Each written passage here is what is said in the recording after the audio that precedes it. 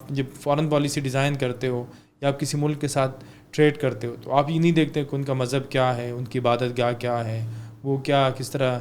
وہ دہریہ ہے, وہ کرسچن ہے, وہ ہندو ہے, وہ پارسی ہے, وہ کوئی بھی ہے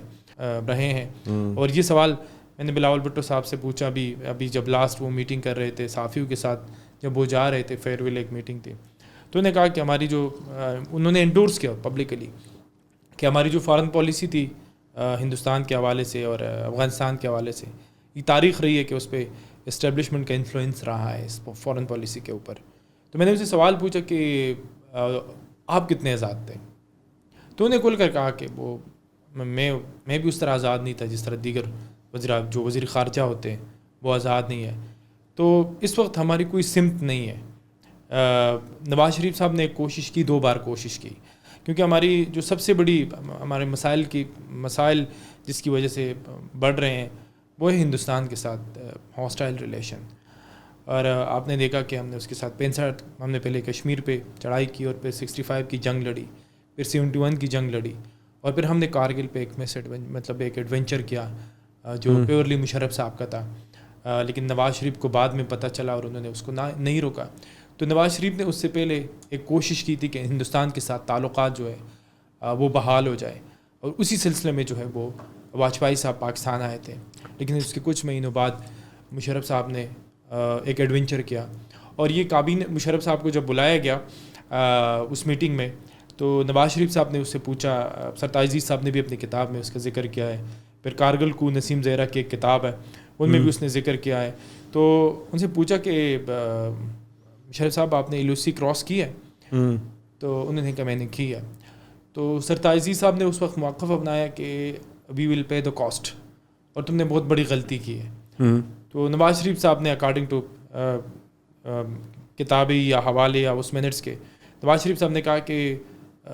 ہم کشمیر کو ٹیبل پہ حاصل نہیں کر سکتے. اور پھر معاملہ یہ ہوا کہ کارگل کے اندر جب ہم پہ پریشر آیا, ہمیں پتہ چلا کہ ہم نے کتنا بڑا مس ایڈونچر کیا ہے, تو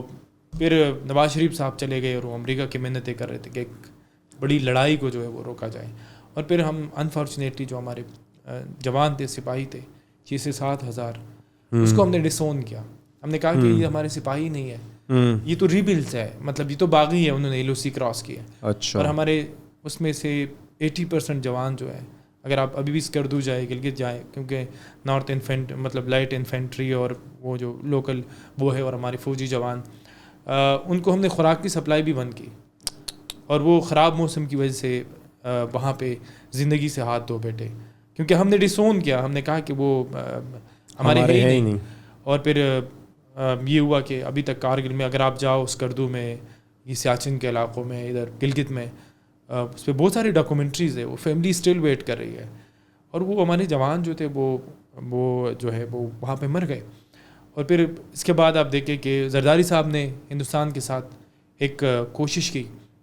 کہ تعلقات بحال ہو جائے, کیونکہ ہماری جو نیبرنگ جو ہماری ترقی کی ترقی نہ کرنے کی ایک وجہ ہے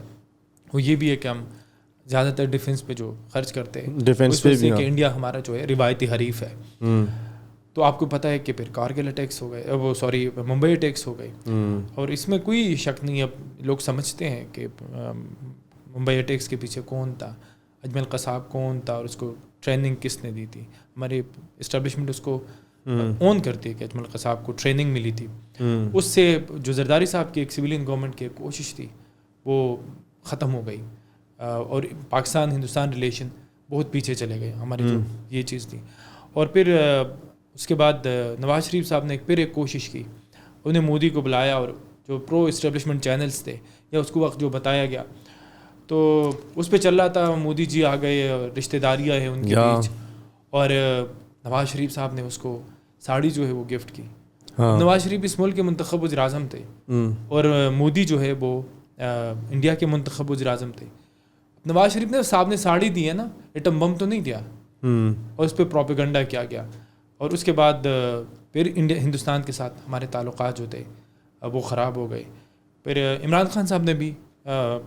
اپنے کئی جگہوں پہ کوشش کی کہ یہ چیزیں جو ہے وہ درست ہو جائے, ہندوستان کے ساتھ تعلقات بن جائے, لیکن عمران خان صاحب کا مسئلہ یہ تھا کہ آپ جب بھی چلتے ہو تو آپ فورن آفس کو یا جو سفارتکار ہوتے ہیں آپ کے ایکسپرٹس ہوتے ہیں ان کی کاوشوں کو ان کے سجیشنس کو لے کر آپ فورن پالیسی کو آگے پرسو کرتے اور اس کو عمل پیرا ہوتے ہیں. عمران خان صاحب کو تقریر کا بڑا شوق تھا اور بہت سارے جگہوں پہ انہوں نے دفتر خارجہ کے لیے مسائل پیدا کری یا پاکستان کی جو لوکل ایمبیسیز ہوتی تھیں تو اسٹل. اور پھر یہ بھی ہوا کہ وہاں پہ ایک ہندو نیشنلسٹ جو ہے وہ اقتدار میں آ گئے